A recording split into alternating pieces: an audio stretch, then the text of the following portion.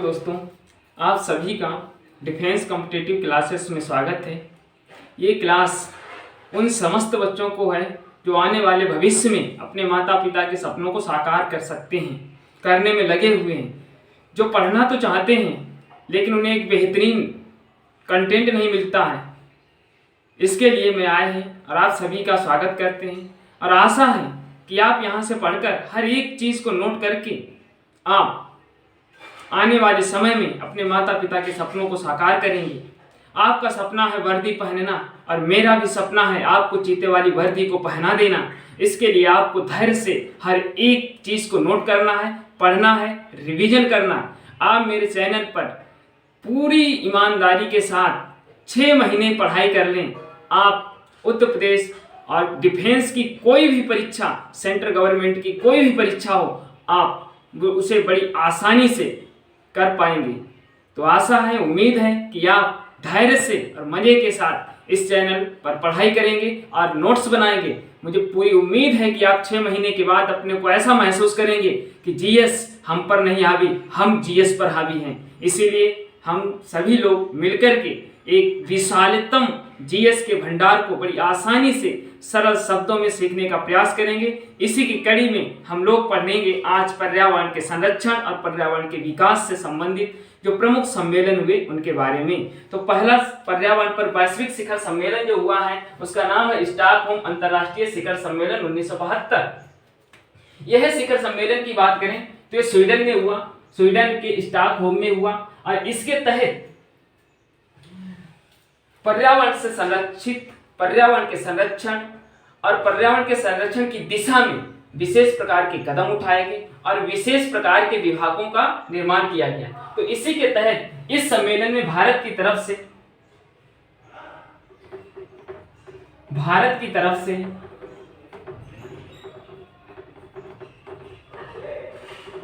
से इंदिरा गांधी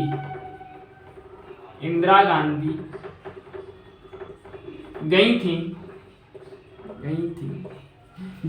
जिन्होंने 1973 में प्रोजेक्ट टाइगर प्रारंभ किया। तो ये हर किसी कंपटीशन एग्जाम में पूछा जाता है कि टाइगर प्रोजेक्ट किसने स्टार्ट किया। तो टाइगर प्रोजेक्ट श्रीमती इंदिरा गांधी के द्वारा शुरू किया गया, क्योंकि श्रीमती इंदिरा गांधी उस समय 1972 के दौरान जब स्टॉकहोम में शिखर सम्मेलन हो रहा था तो भारत का प्रतिनिधित्व कर रही थी और वहां से लौटते ही इन्होंने 1973 में भारत के अंदर टाइगर प्रोजेक्ट को प्रारंभ कर दिया। और इसी सम्मेलन के तहत 1974 में केन्या की राजधानी नैरोबी में UNEP United Nation Environment Programme संयुक्त राष्ट्र पर्यावरण कार्यक्रम को शुरू किया गया। ये मोस्ट इंपोर्टेंट डेट है, पूछ दिया जाता है संयुक्त राष्ट्र पर्यावरण कार्यक्रम यूनाइटेड नेशन एनवायरनमेंट प्रोग्राम, इसका हेडक्वार्टर कहाँ है? तो हेडक्वार्टर इसका नैरोबी में है। नैरोबी केन्या की राजधानी है। किस सम्मेलन के तहत इसकी स्थापना की गई? तो स्टॉकहोम अंतर्राष्ट्रीय सम्मेलन के तहत की गई है। और इसी सम्मेलन के तहत 5 जून को पर्यावरण दिवस मनाने की घोषणा की गई। तो प्रत्येक वर्ष 5 जून को अंतर्राष्ट्रीय पर्यावरण दिवस मनाया जाता है। आप सभी लोग ईमानदारी से चीजों को नोट करते चलें। बहुत महत्वपूर्ण है कि पर्यावरण पर पहला वैश्विक शिखर सम्मेलन 1972 में हुआ। टाइगर प्रोजेक्ट कब आया? 1973 में आया। इस प्रोजेक्ट के तहत जो हमारे टाइगर्स हैं उनका संरक्षण करना है। इसी सम्मेलन के तहत 1974 में संयुक्त राष्ट्र पर्यावरण कार्यक्रम सबसे मोस्ट इंपॉर्टेंट है, क्योंकि पर्यावरण से संबंधित सबसे बड़ी संस्था है। इसकी स्थापना नैरोबी जो केन्या की राजधानी है 1974 में इसकी स्थापना की गई। और इसी सम्मेलन के तहत 5 जून को यह अनाउंसमेंट किया गया कि अब प्रत्येक वर्ष पूरे विश्व में 5 जून को अंतर्राष्ट्रीय पर्यावरण दिवस मनाया जाएगा। आगे हम लोग पढ़ते हैं इसी कड़ी में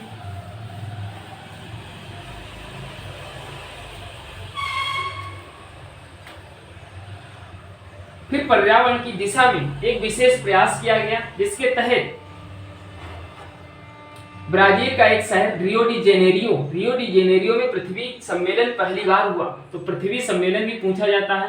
प्रथम पृथ्वी सम्मेलन, प्रथम पृथ्वी सम्मेलन कब हुआ? 1992 में। कहाँ हुआ? ब्राजील, ब्राजील का एक शहर है रियो डी जेनेरियो,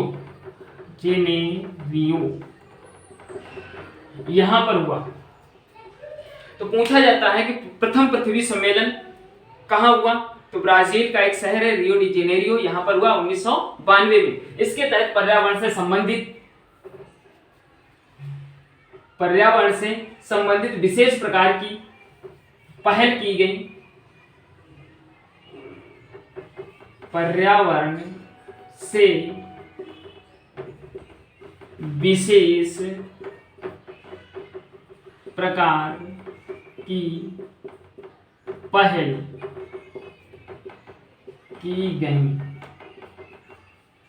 अब तक पृथ्वी सम्मेलन 3 बार हो चुके हैं।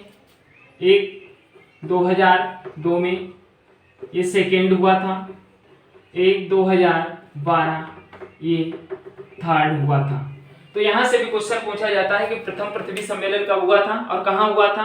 तो 1992 में हुआ था, ब्राजील के शहर रियो डी जेनेरियो में हुआ था। दूसरा पृथ्वी सम्मेलन कब हुआ? 2002, दूसरा हुआ, तीसरा 2012।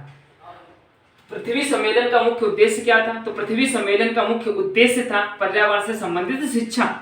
जो विकासशील देश हैं उन्हें टेक्नोलॉजी देना और पूंजी से संबंधित उन्हें सूचनाएं प्रदान करना, ये इसका मुख्य उद्देश्य था। यहीं पर एक सबसे महत्वपूर्ण क्वेश्चन ये भी आता है कि विश्व पृथ्वी दिवस कब मनाया जाता है? तो पृथ्वी दिवस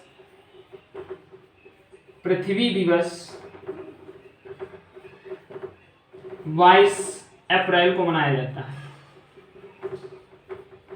मोस्ट इंपॉर्टेंट क्वेश्चन है। अभी जो 14 मई को यूपीपीसीएस का एग्जाम हुआ, उस यूपीपीसीएस के एग्जाम में पूछा गया कि जो पृथ्वी सम्मेलन है, इस पृथ्वी सम्मेलन का मुख्य उद्देश्य क्या है? तो पृथ्वी सम्मेलन का मुख्य उद्देश्य पर्यावरण से संबंधित शिक्षा प्रदान करना। और पृथ्वी दिवस कब मनाया जाता है? तो 22 अप्रैल को मनाया जाता है। कितने पृथ्वी सम्मेलन अभी तक हुए? 3 हुए, 92, 2002 और 2012 में हुए। आगे हम लोग पढ़ते हैं। उम्मीद है कि आप लोग चीज़ों को नोट करते हैं। अगर आप चीज़ें नोट नहीं कर पा रहे तो आप वीडियो को रोक करके भी नोट कर सकते हैं।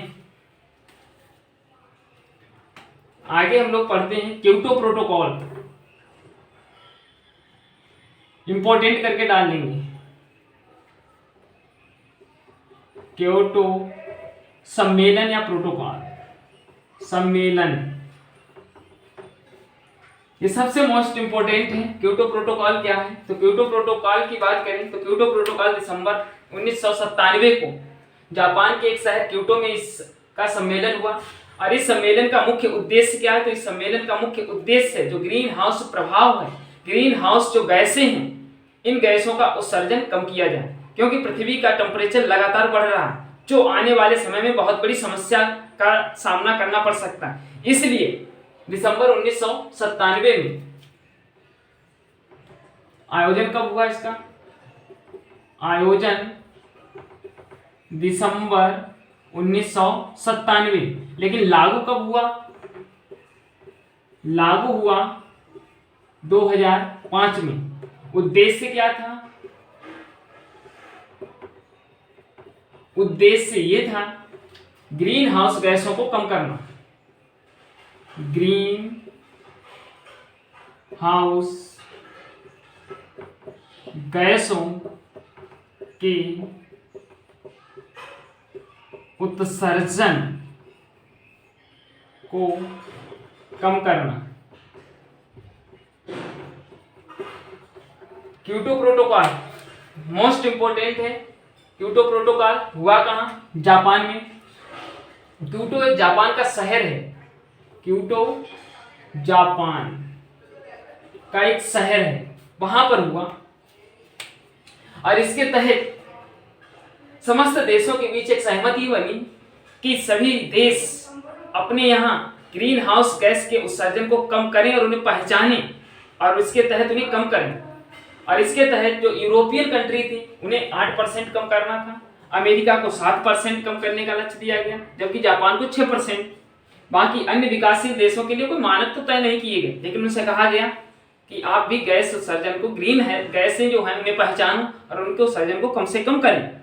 तो क्योटो प्रोटोकॉल, ये पूछा बहुत जाता है कि क्योटो प्रोटोकॉल का संबंध किससे है, तो क्योटो प्रोटोकॉल का संबंध जो है ग्रीन हाउस गैसों के उत्सर्जन को कम करना।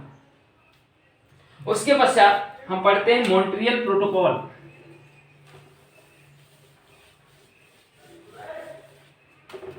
मॉन्ट्रियल प्रोटोकॉल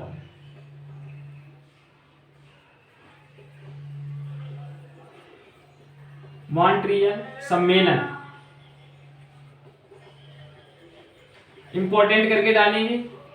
मॉन्ट्रियल प्रोटोकॉल की अगर हम लोग बात करें तो मॉन्ट्रियल कनाडा में पड़ता है, कनाडा में पड़ता है। इसका मुख्य उद्देश्य क्या है, तो ओजोन संरक्षण, ओजोन संरक्षण। ओजोन की बात करें तो सभी लोग जानते हैं ओजोन O3 से इसे रिप्रेजेंट प्रदर्शित करते हैं। आज के समय में ओजोन लगातार दूषित होती जा रही है, इसका क्षरण होता जा रहा है। क्वेश्चन पूछा जाता है कि ओजोन कहाँ पाया जाता है, तो ओजोन समताप मंडल में पाया जाता है, समताप मंडल में पाया जाता है। ओजोन की बात करें तो ओजोन सूर्य से आने वाली जो हानिकारक किरणें, पराबैंगनी किरणें, इनका 70 से 90% इसका अवशोषण करती है। तो ओजोन जो है पराबैंगनी किरणों को अवशोषित कर पृथ्वी पर आने से रोकती हैं। इसमें क्या हो रहा है,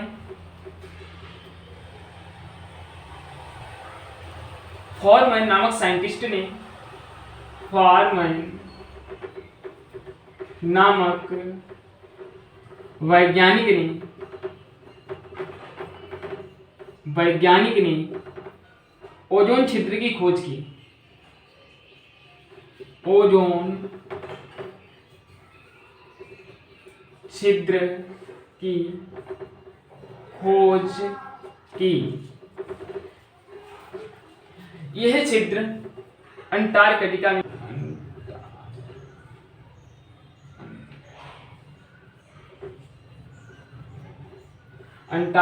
में खोजा गया। तो यहां से बहुत महत्वपूर्ण ये क्वेश्चन पूछा जाता है कि मॉन्ट्रियल प्रोटोकॉल का संबंध किससे है, तो मॉन्ट्रियल प्रोटोकॉल का संबंध जो है वो ओजोन परत के संरक्षण से संबंधित है। ये कहाँ हुआ था, तो कनाडा में, कनाडा का शहर ये मॉन्ट्रियल है, वहां पर हुआ। ओजोन से संरक्षण से संबंधित है। ओजोन कहाँ पाई जाती है, तो समताप मंडल में पाई जाती है। पराबैंगनी किरणों को जो कि हानिकारक है, ये सूर्य से आती हैं, जो हानिकारक, अगर ये सीधे पृथ्वी पर आ जाएं तो पृथ्वी पर जीव जंतु, हमारी एग्रीकल्चर मतलब कृषि तथा मनुष्य, मानव जाति, पेड़ पौधे आदि सभी के लिए बहुत ही हानिकारक है, तो उसे अवशोषित कर पृथ्वी पर आने से रोक देती है। फिर जो जो ओजोन है, इस ओजोन में एक छिद्र हो गया है। उस छिद्र की पहचान फॉरमैन नामक वैज्ञानिक के द्वारा की गई अंटार्कटिका में। इसके पश्चात अगर देखा जाए तो यहां से क्वेश्चन पूछा जाता है कि ओजोन को मापने की इकाई क्या है। सबसे महत्वपूर्ण क्वेश्चन है कि ओजोन को मापने की इकाई क्या है। चलो यहीं पर लिख देते हैं।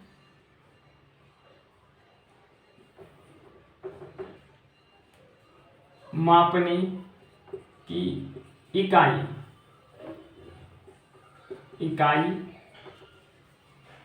डॉप्सन है। क्या है, डॉप्सन है।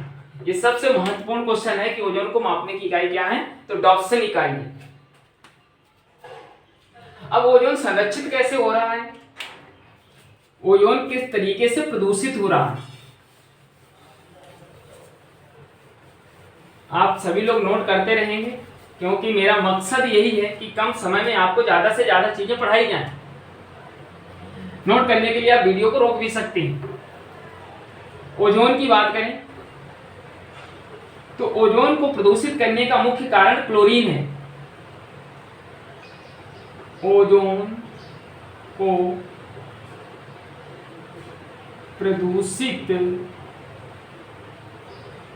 करने का प्रमुख घटक क्लोरीन है। क्लोरीन है और क्लोरीन जो है ये CFC क्लोरोफ्लोरोकार्बन, जो क्लोरोफ्लोरोकार्बन होता है उस क्लोरोफ्लोरोकार्बन से क्लोरीन का निर्माण होता है और क्लोरीन जो होती है ओजोन को प्रदूषित कर देती है। अब क्लोरोफ्लोरोकार्बन कहाँ से निकलता है, तो ये जैसे कि फ्रिज है, AC है, यहां से निकलती है। क्लोरीन का एक अणु O3 मतलब ओजोन के 1,00,000 अणुओं को तोड़ देता है। तो दोस्तों समझ में आया कि ओजोन को दूषित करने का प्रमुख कारण क्या है या प्रमुख घटक कौन है, ओजोन को कौन प्रदूषित करता है, क्लोरीन। अब क्लोरीन कहां से बनता है, तो CFC क्लोरोफ्लोरोकार्बन यहां से बनता। अब CFC कहां से आता है, जो हमारे घरों में हम लोग फ्रिज है, AC है, इनके जलने से CFC निकलता है और CFC से क्लोरीन बनता है जो ओजोन को प्रदूषित करता है। अब क्या है कि कहा जाता है, जो वैज्ञानिक विचारधाराओं के आधार पर देखा जाए तो क्लोरीन का एक कण ओजोन के O3 का मतलब ओजोन के 1,00,000 अणुओं को तोड़ देता है। ये सबसे महत्वपूर्ण बात है। उसके बाद दोस्तों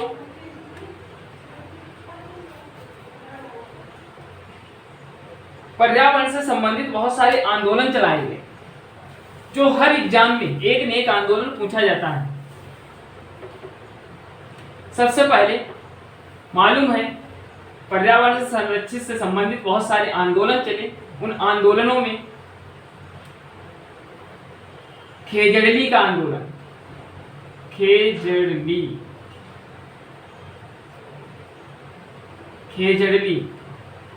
का आंदोलन इंपॉर्टेंट करके डालेंगे। पर्यावरण के संरक्षण से संबंधित खेजड़ली का आंदोलन ये राजस्थान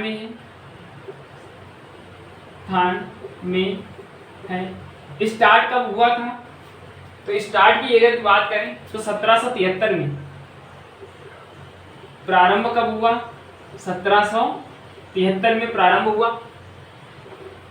श्रेय किसे जाता है, किसने स्टार्टिंग की, किसने शुरुआत की, श्रेय किसे जाएगा, तो अमृता देवी बिश्नोई। अमृता देवी बिश्नोई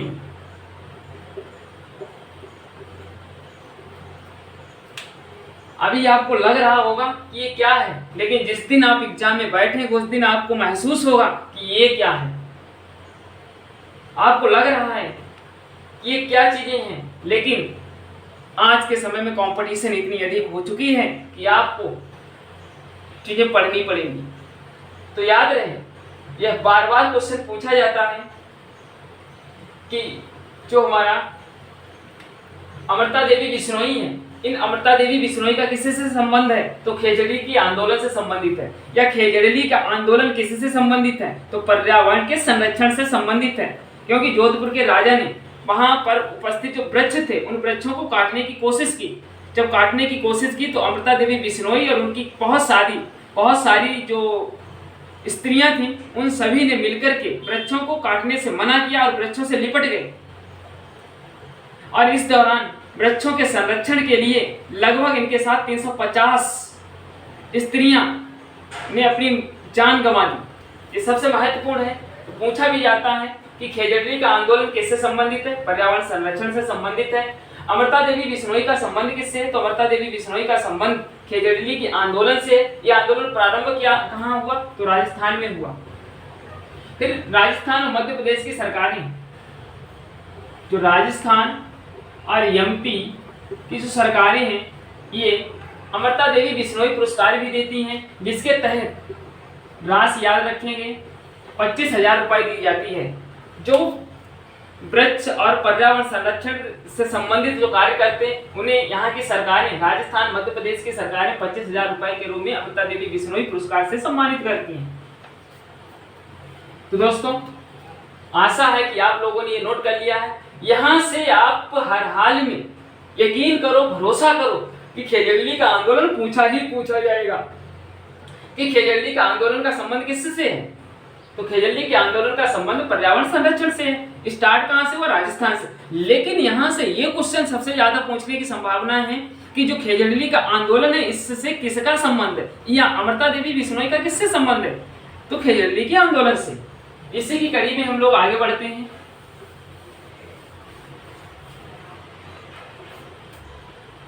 चिपको आंदोलन। चिपको आंदोलन सबसे महत्वपूर्ण, मोस्ट इंपोर्टेंट। चिपको आंदोलन की बात करें तो चिपको आंदोलन 1773 में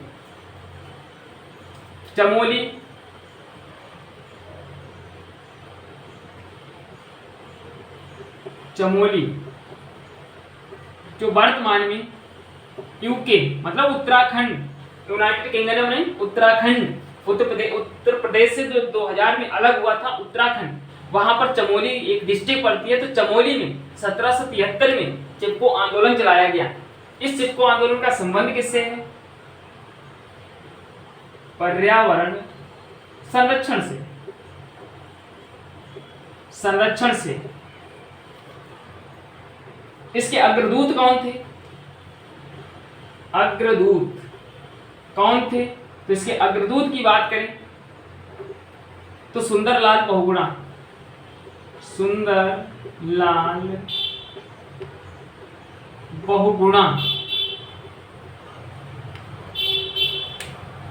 तो ये आंदोलन आपको समझ में आया है कि चिपको आंदोलन क्या है। चिपको आंदोलन 1773 में वर्तमान में उत्तराखंड के चमोली डिस्ट्रिक्ट में चला था, जिसके अग्रदूत या जो चलाने वाले थे वो सुंदरलाल बहुगुणा जी थे। इसका संबंध किससे? पर्यावरण संरक्षण से। स्टार्ट कब हुआ? तो 1773 में स्टार्ट हुआ।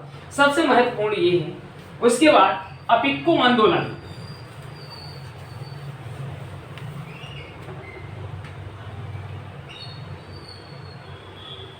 अपिक्को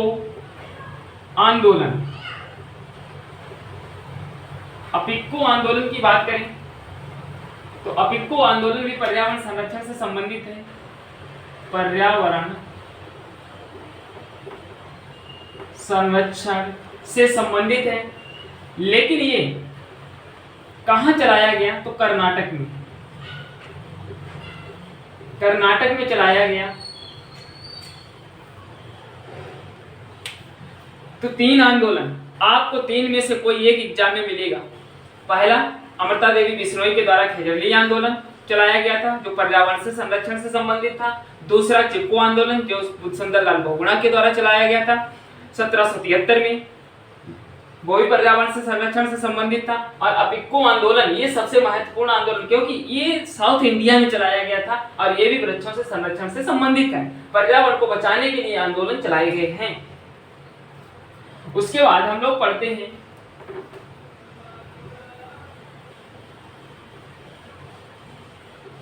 अम्लीय वर्षा। अम्लीय वर्षा की बात करें तो सभी लोग जानते हैं वर्तमान समय में इतना वायु प्रदूषण हो चुका है कि सल्फर की ऑक्साइड, कार्बन की ऑक्साइड, नाइट्रोजन की ऑक्साइड,